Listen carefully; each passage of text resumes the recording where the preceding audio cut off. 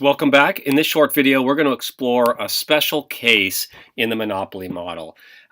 We started with the model that shows what's called single price monopolist. And that was when the monopolist charged one price for their good or service in a given time period. However, what if they're charging different prices to different customers?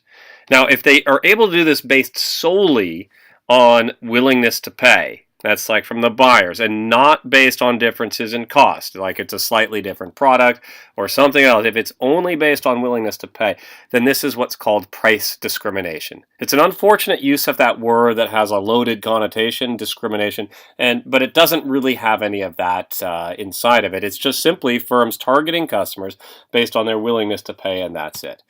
So what are some examples of this? Well, in your reading, you saw like the airlines can do this.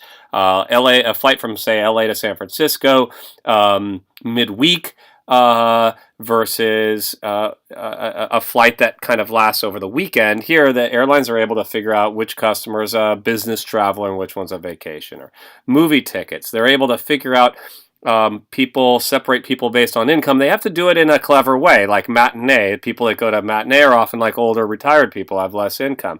Or sometimes they have a student discount as well. They know students don't have jobs. What are coupons? Coupons will reflect, hey, people that have time, and maybe the opportunity cost of that time is different than someone who has a job. If you have time to clip through coupons, then you're more price sensitive. So they've kind of separated out different customers in different ways.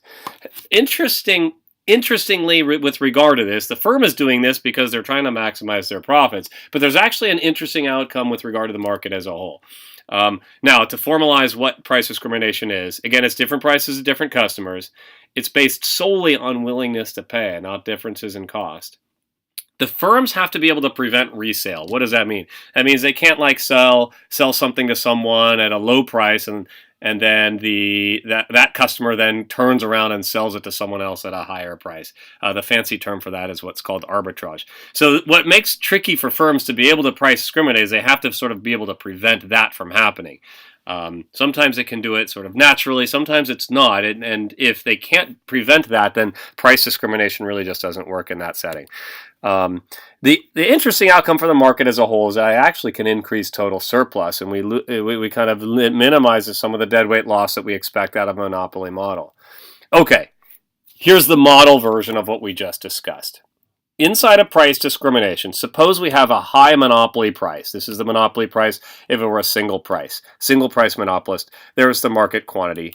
This yellow region represents consumer surplus, okay? Now, where did that price and quantity come from? Well, if you were to imagine a marginal revenue curve that drops below the demand curve, intersects the marginal cost curve at that vertical line, this vertical line here, I just didn't put the marginal revenue curve in here to make the graph less complicated. But here's your monopoly price. Here's your single price monopoly price. Here's your consumer surplus. Okay. And then the area below what the price the seller receives above the marginal cost of production is this producer surplus. Well, what if the seller were able to target this customer and charge this customer that price? You know, they were able to, again, prevent resale and all the other conditions. And then they charge this price to that customer, they charge this price to that customer, and all these different prices and what's called like perfect price discrimination. If they actually could target every customer and charge them exactly what they were willing to pay, actually all of the consumer surplus gets captured by the sellers. Okay, that surplus isn't lost, it just goes to the seller. I think this is where the idea gets where consumers feel ripped off. Well, like literally, it's consumer surplus that's getting ripped off. The interesting outcome here is if you look at where that deadweight loss would be, and if the firm were able to charge those different prices to those different customers, all the way down to the competitive market equilibrium, which is right here, is competitive market equilibrium where price equals marginal cost. And if they were to charge all those prices there, the deadweight loss becomes producer surplus as well.